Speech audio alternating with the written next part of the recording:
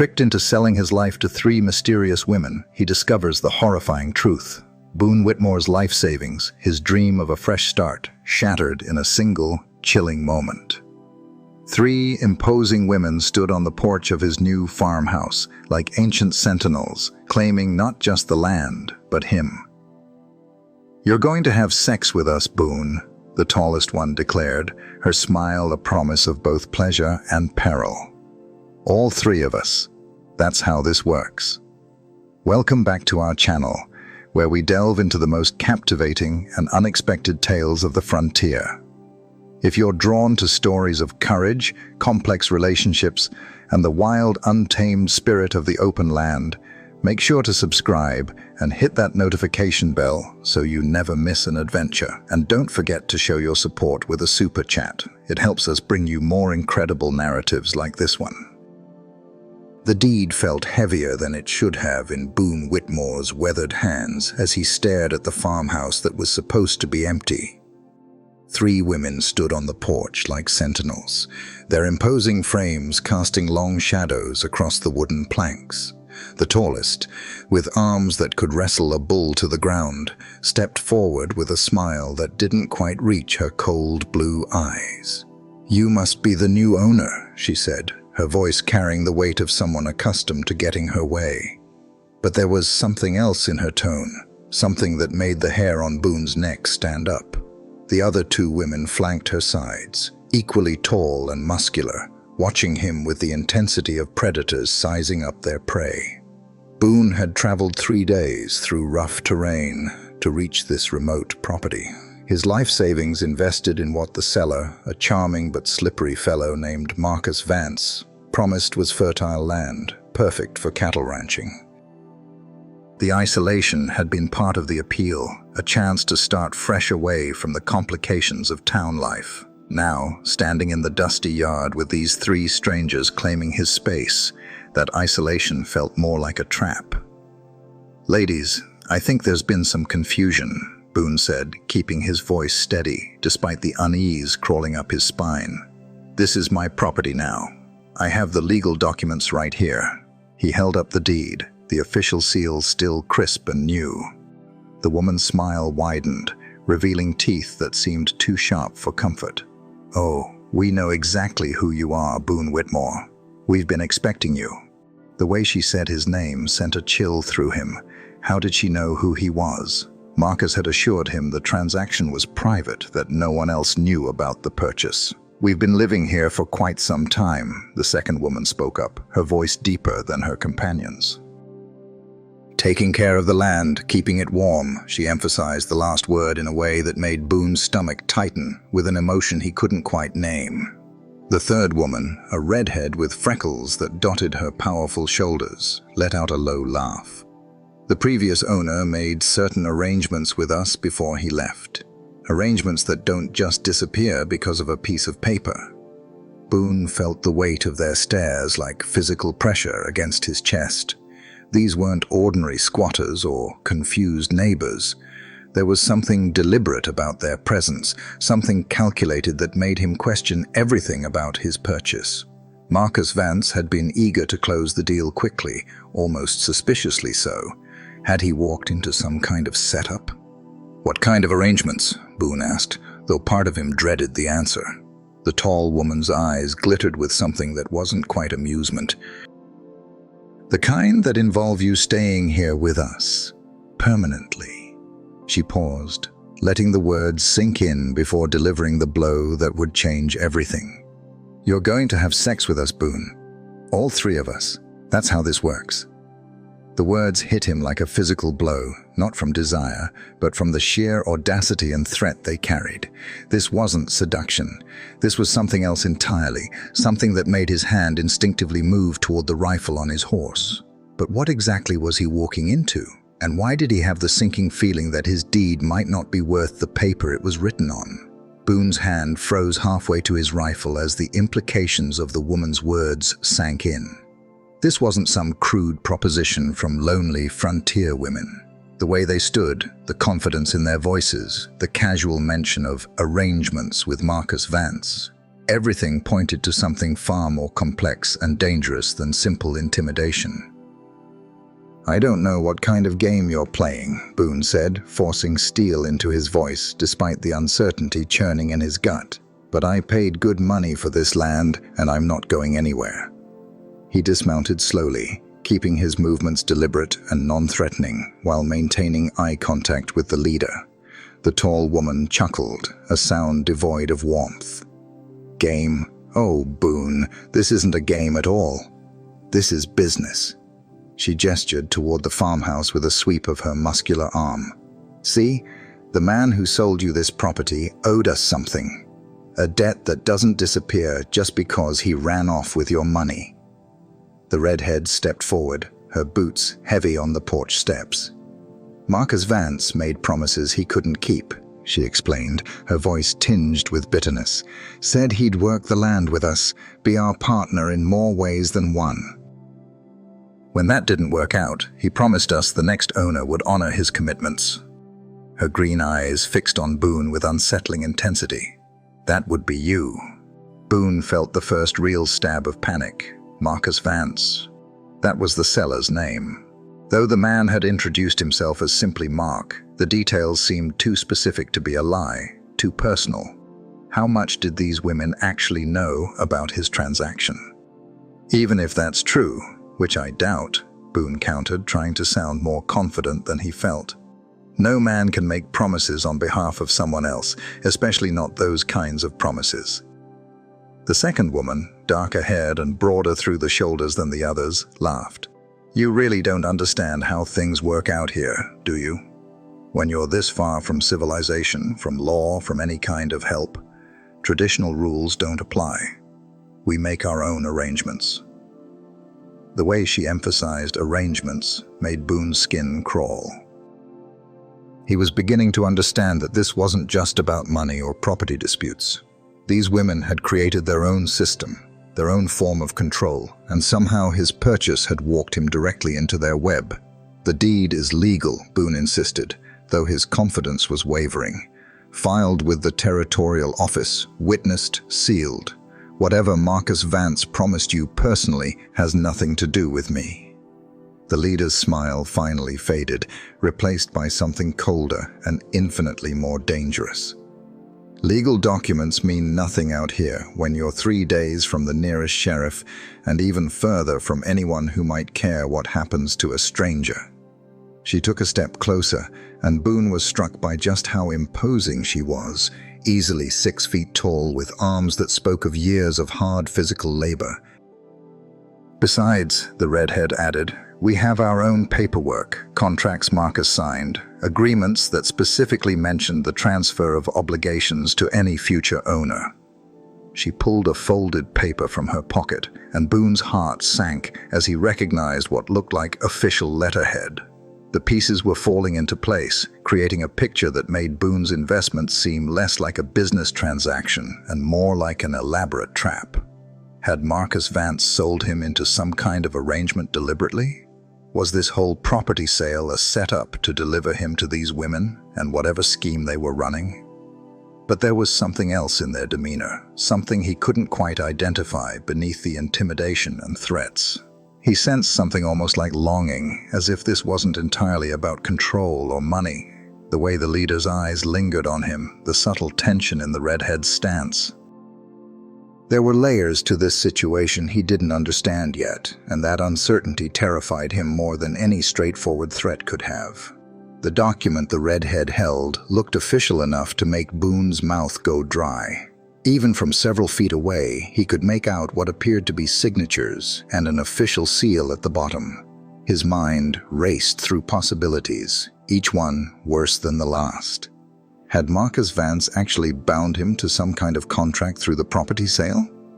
"You're bluffing," Boone said, though his voice lacked conviction. "No court would honor a contract that involves forcing someone into whatever this is."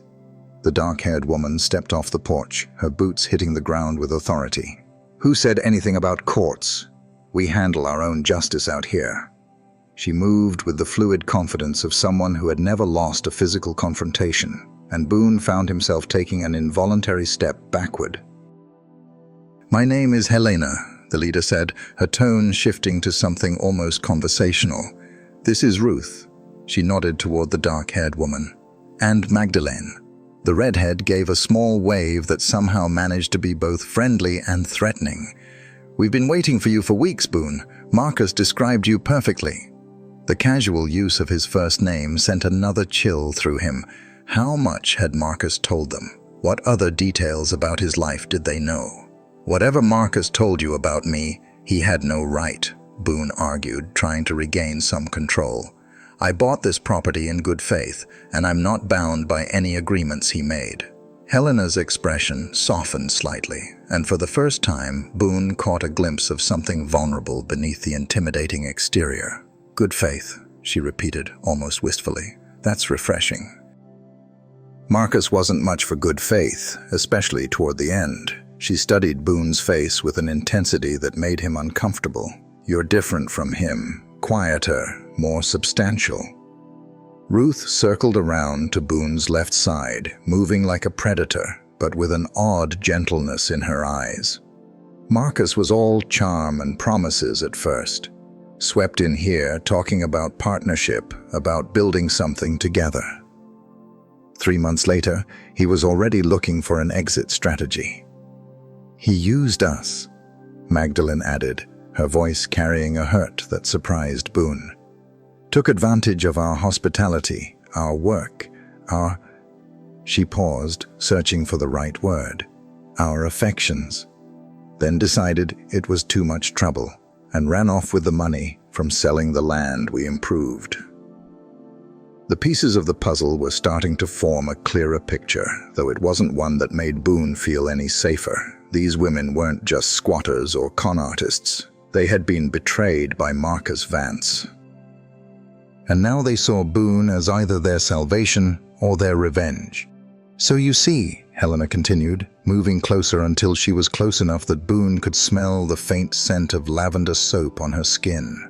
"We have a legitimate claim here, not just to the land, but to what we were promised, what Marcus committed to and then abandoned." Boone found himself studying her face, noticing details he had missed in his initial fear. The way her jaw set when she mentioned Marcus, the slight tremor in her hands when she spoke about betrayal. Whatever had happened between these women and his predecessor, it had left scars that ran deeper than property disputes.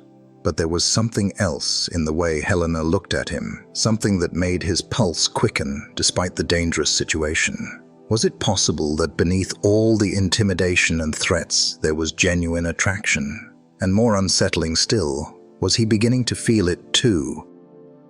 The silence stretched between them, heavy with unspoken possibilities. Boone found himself caught between the rational fear of his situation and an inexplicable pull toward these 3 women who had upended his carefully planned future. There was something magnetic about Helena's confidence, Ruth's quiet strength, and Magdalene's fierce independence that he couldn't ignore. "Show me this contract," Boone said finally, surprising himself with the steadiness of his voice. "If Marcus really signed something that binds me, I have a right to see exactly what it says." Magdalene unfolded the document with deliberate care, and Boone stepped closer to examine it. The paper was thick, expensive, with Marcus Vance's signature clearly visible at the bottom alongside an official notary seal.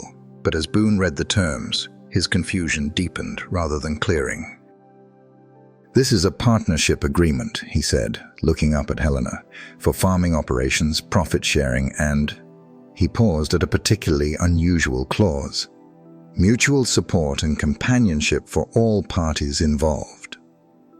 The language was carefully crafted, legally binding, but vague enough to be interpreted in multiple ways. "Marcus was clever with words," Ruth said, moving to stand beside Boone as he read. Her proximity was distracting. She was tall enough that her shoulder nearly brushed his, and he caught the scent of something warm and earthy, like fresh bread and summer rain. He made promises that sounded romantic, but were actually business arrangements and vice versa. Helena watched Boone's face as he processed the document. "The land has been profitable under our management. We've built irrigation systems, improved the soil, established trade relationships with settlements 2 days' ride from here. Marcus benefited from our work for months before deciding he wanted out. But instead of honoring his commitments, Magdalene added, her green eyes flashing with renewed anger, he found a buyer and disappeared with the money, leaving us with nothing but a piece of paper that apparently transfers his obligations to whoever bought the property. Boone set the contract down carefully, his mind working through the implications. These women had been more than partners to Marcus. They had been lovers, workers, and business associates rolled into one complex relationship. And according to this document, Marcus had legally bound any future property owner to step into his role. Even if this contract is legitimate, Boone said slowly, I didn't sign it. I can't be held responsible for agreements made by someone else, no matter what the paperwork says. Helena's expression shifted, and for a moment Boone saw past the intimidating facade to something raw and vulnerable. You're right, she said quietly. Legally, you're probably not bound by Marcus's promises, but morally, we've invested everything into this land, into this arrangement. We have nowhere else to go. The admission hung in the air between them, changing the entire dynamic of the confrontation. These weren't predators trying to trap him. They were women who had been abandoned and were desperately trying to protect what they had built. Ruth stepped closer, her voice gentle but firm. We're not asking you to honor every detail of what Marcus promised, but we are asking you to consider that we might be able to build something better together than any of us could alone. Boone felt his resistance wavering as he looked at each of them in turn. Helena's strength masked a deep loneliness. Ruth's quiet confidence couldn't hide the hope in her eyes. Magdalene's fierce independence was built on a foundation of hurt that she was trying desperately to protect. What exactly are you proposing? Boone asked. And even as the words left his mouth, he knew he was crossing a line from which there might be no return. The three women exchanged glances, and Boone realized that his answer would determine not just his immediate future, but potentially the rest of his life. Whatever came next, nothing would ever be simple again. Helena stepped forward, her imposing frame somehow less threatening now that Boone understood the pain behind her strength. We're proposing a real partnership, she said, her voice carrying a warmth that hadn't been there before. Not the half-hearted arrangement Marcus offered, but something genuine. We work the land together, share the profits equally, and... She paused, meeting his eyes directly. We share our lives. The weight of her words settled over them like morning mist. Boone found himself studying each woman with new eyes, seeing past the intimidation to the loneliness that had driven them to this desperate gambit. They weren't trying to trap him. They were trying to save themselves and offer him something he hadn't even realized he was looking for. The three of you, Boone said slowly, testing the waters. You've been together since Marcus left. The question carried implications that made his heart race with a mixture of curiosity and unexpected desire. Ruth nodded, a faint blush coloring her strong features. We found comfort in each other after he abandoned us. It started as survival, but it became something more, something we didn't want to lose. Her honesty was disarming, and Boone felt his carefully constructed defenses beginning to crumble. Magdalene moved to stand beside her companions, creating a united front that was no longer threatening, but strangely appealing. We know how it sounds, she said, her green eyes locked on his. Three women asking a stranger to join them in something most people would never understand. But out here, conventional rules don't apply. We make our own family, our own bonds. Boone's mind raced through the possibilities and consequences. He had come here seeking solitude and a fresh start, but what they were offering was the opposite: connection, partnership, and an intimacy that went far beyond anything he had ever imagined. The rational part of his mind screamed warnings, but another part, a part he had long suppressed, whispered that this might be exactly what he needed. The physical aspect, Boone said, his voice rougher than he intended. What would that mean exactly? The question hung in the air between them, charged with possibility and uncertainty. Helena's smile returned, but this time it was genuine, reaching her eyes for the first time since he had arrived. "It would mean whatever feels natural to all of us," she said simply. "No pressure, no demands, just the freedom to explore what develops between us as we build something together." The honesty in her response surprised him. This wasn't about coercion or fulfilling some obligation to Marcus. This was about four people finding solace and connection in an isolated world where traditional relationships often meant nothing. "And if it doesn't work?" Boone asked, though even as he spoke, he could feel his resistance weakening. There was something about the way Ruth's eyes softened when she looked at him, the way Magdalene's fierce independence seemed to include space for him, the way Helena's strength promised protection rather than domination. "Then we figure it out like adults," Ruth said simply. "But Boone, we've been watching you since you arrived. The way you handle yourself, the respect you showed even when you were frightened. We think it could work."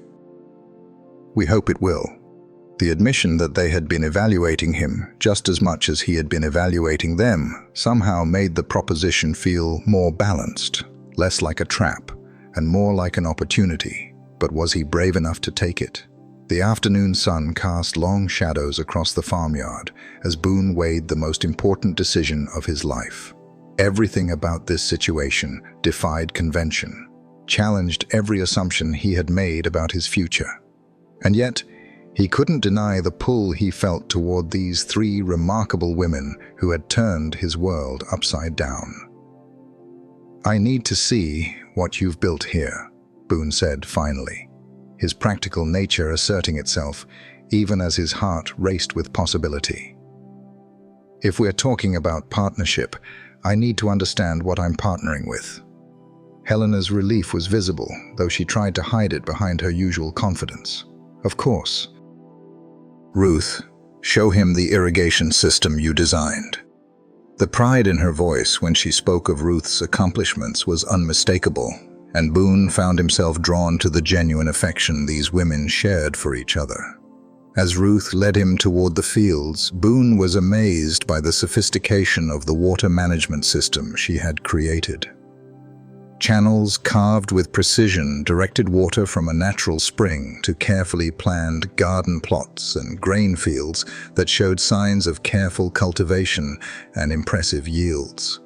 "This represents months of work," Ruth explained, her hands gesturing gracefully as she described the engineering challenges she had overcome.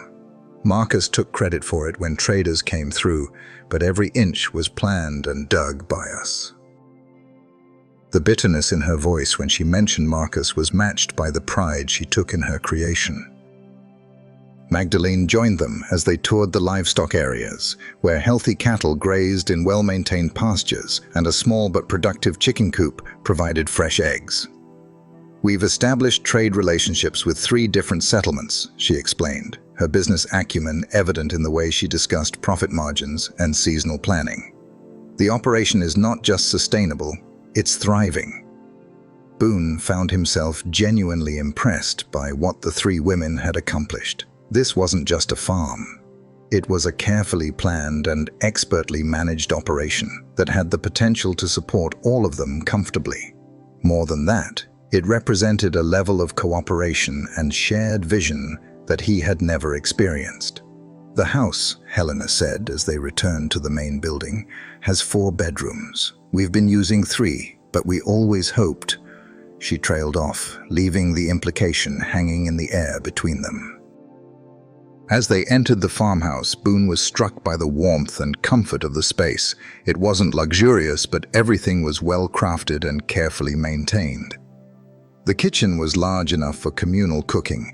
The sitting area had comfortable furniture arranged for conversation, and everywhere he looked, he saw evidence of the care and attention these women had invested in creating a real home. "We're not asking for an answer today," Ruth said as they settled in the sitting area, her understanding evident in her gentle tone. "This is a big decision, and we want you to be certain before you commit to anything." But even as she spoke, Boone realized that his decision was already made. The attraction he felt wasn't just physical. though he couldn't deny the way his pulse quickened when Helena's hand brushed his arm, or how Ruth's smile made him feel understood in ways he had never experienced, or how Magdalene's fierce independence drew him like a flame. More than attraction, he felt the pull of belonging. These women had created something remarkable together, and they were offering him the chance to be part of it. The risks were enormous, but so was the potential reward. "What happens next?" Boone asked, and all three women smiled, understanding that his question was really an answer. The future stretched before them, uncertain but full of possibility, and for the first time in years, Boone felt truly alive. That evening, as they shared a meal prepared together in the spacious kitchen, the atmosphere had shifted from confrontation to cautious optimism. Boone found himself relaxing in ways he hadn't expected, drawn into easy conversation about farming techniques, trade routes, and the challenges of frontier life. The three women moved around each other with practiced ease, their partnership evident in every shared glance and completed task. "There's something else you should know," Helena said as they cleared the dishes, her tone carrying a weight that made everyone pause. "Marcus left us with more than just broken promises. There are debts he incurred in our name, people who expect payment that we can't provide alone." The admission hit Boone like cold water. "What kind of debts?" he asked, setting down the plate he had been drying. Magdalene pulled a ledger from a drawer, her expression grim. "Supplies he ordered but never paid for, equipment purchased on credit. He used our reputation with local traders to secure goods, then disappeared before the bills came due." She opened the book, revealing columns of numbers that made Boone's heart sink. "How much?" he asked, though he dreaded the answer.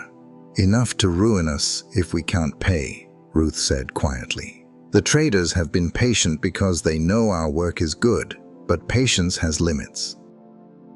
If we can't settle these accounts within the month, we'll lose everything we've built here." Boone studied the ledger, his business sense taking over despite the emotional complexity of the situation. The debts were significant but not insurmountable, especially given the productivity he had witnessed. More importantly, the women's honesty about the financial burden impressed him.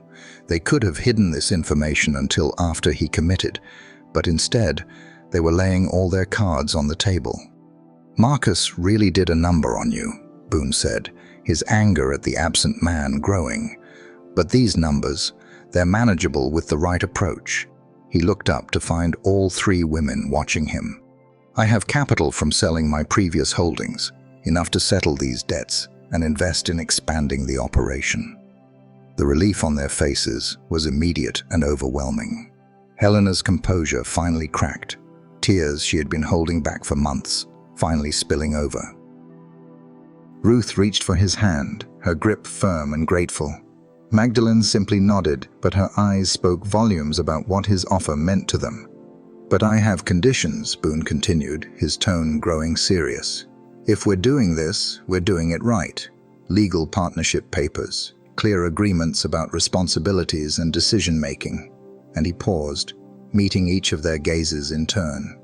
"And we take time to let the personal relationships develop naturally. No pressure, no expectations beyond what feels right to all of us." Helena wiped her eyes, her smile returning stronger than before. "That's all we ever wanted, Boone. A real partnership with someone who sees us as equals, not objects or conveniences." As the evening deepened, they sat together planning their future, and Boone realized that what had started as the worst day of his life might actually be the beginning of the best chapter he had ever lived. 3 months later, Boone stood in the same farmyard where he had first encountered the three women who had changed his life forever.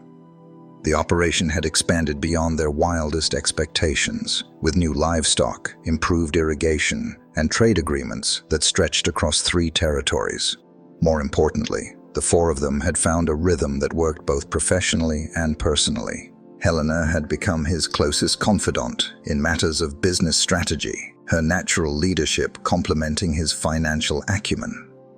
Their relationship had deepened slowly, built on mutual respect and genuine affection that had blossomed into something neither had expected to find.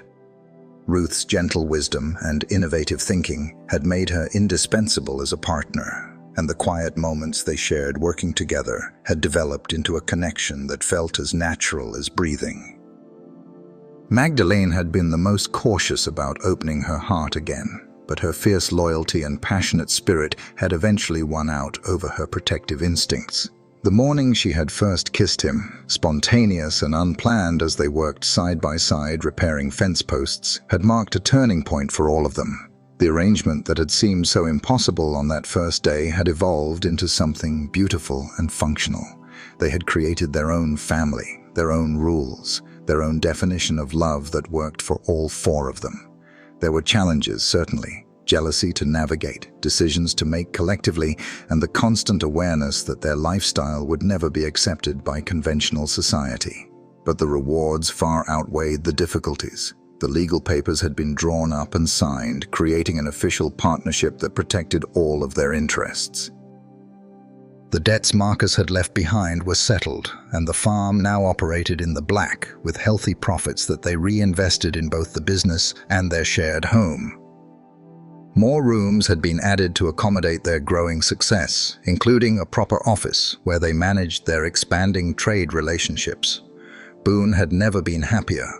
The loneliness that had driven him to seek isolation in the first place had been replaced by a richness of connection he had never imagined possible. Each woman brought something unique to their partnership: Helena's strength, Ruth's innovation, Magdalene's passion, and together they had built something that was greater than the sum of its parts. As evening approached, the four of them gathered on the porch that had been expanded to accommodate their family dinners and evening conversations. The view stretched across fertile fields and healthy pastures, evidence of what they had accomplished together. "Any regrets?" Helena asked, settling beside Boone as Ruth and Magdalene joined them with cups of coffee and the comfortable silence that came with complete acceptance. Boone looked at each of them in turn. These remarkable women who had confronted him with an impossible proposition that had turned out to be the answer to questions he hadn't even known he was asking. The conventional life he had planned seemed pale and empty compared to the vivid reality they had created together. "Only one," he said, drawing surprised looks from all three. "I regret that it took Marcus Vance's betrayal to bring us together. We could have been doing this even longer." Their laughter carried across the evening air, the sound of people who had found exactly where they belonged. In a world that demanded conformity, they had chosen connection. In a society that insisted on conventional relationships, they had created their own definition of love. And in that choice, they had found something precious and enduring that would sustain them through whatever challenges the frontier might bring. If you enjoyed this story, click the video on your screen now to watch another unforgettable tale where courage and unexpected partnerships collide in ways you never imagined. Don't forget to subscribe and consider a super chat to help us keep bringing you more stories like these. Your support means everything to us.